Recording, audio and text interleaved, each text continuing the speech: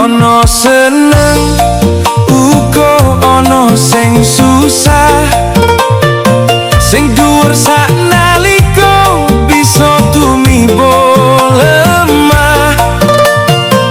Sing kuat iku dudu sing paling gagah, nanging sapa sing eling nalika susah.